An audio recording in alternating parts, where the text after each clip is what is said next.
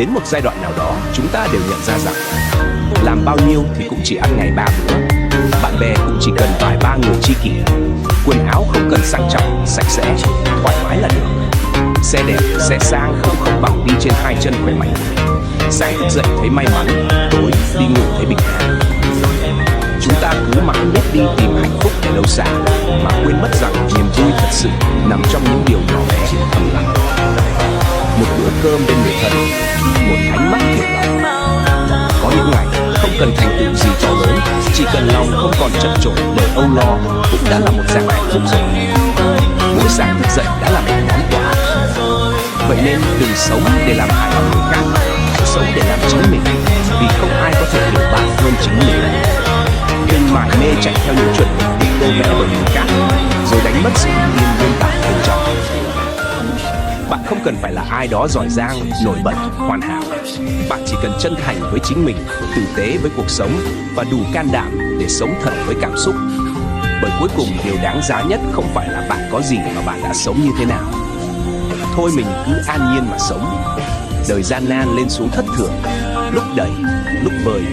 Không thương mình thì mình cứ tự thương.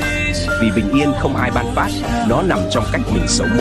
Đến một giai đoạn nào đó, chúng ta đều nhận ra rằng làm bao nhiêu thì cũng chỉ ăn ngày 3 bữa. Bạn bè cũng chỉ cần vài ba người tri kỷ. Quần áo không cần sang trọng, sạch sẽ, thoải mái là được. Xe đẹp, xe sang cũng không bằng đi trên hai chân khỏe mạnh của mình. Sáng thức dậy thấy may mắn, tối đi ngủ thấy bình an.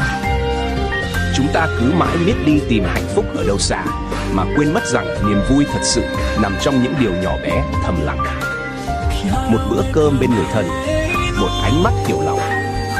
Có những ngày không cần thành tựu gì to lớn, chỉ cần lòng không còn chật chội bởi âu lo cũng đã là một dạng hạnh phúc rồi. Mỗi sáng thức dậy đã là một món quà. Vậy nên đừng sống để làm hài lòng người khác, hãy sống để làm chính mình, vì không ai có thể hiểu bạn hơn chính mình. Đừng mải mê chạy theo những chuẩn mực được tô vẽ bởi người khác, rồi đánh mất sự bình yên nguyên bản bên trong. Bạn không cần phải là ai đó giỏi giang, nổi bật, hoàn hảo. Bạn chỉ cần chân thành với chính mình, tử tế với cuộc sống và đủ can đảm để sống thật với cảm xúc. Bởi cuối cùng điều đáng giá nhất không phải là bạn có gì mà bạn đã sống như thế nào. Thôi mình cứ an nhiên mà sống. Đời gian nan lên xuống thất thường, lúc đầy, lúc vơi. Không thương mình thì mình cứ tự thương.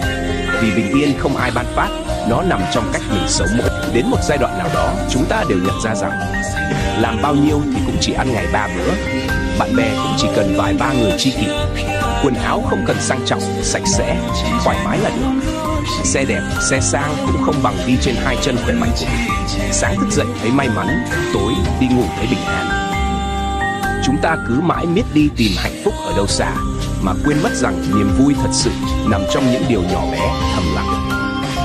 Một bữa cơm bên người thân, một ánh mắt hiểu lòng. Có những ngày không cần thành tựu gì to lớn, chỉ cần lòng không còn chật chội bởi âu lo cũng đã là một dạng hạnh phúc rồi. Mỗi sáng thức dậy đã là một món quà. Vậy nên đừng sống để làm hài lòng người khác, hãy sống để làm chính mình, vì không ai có thể hiểu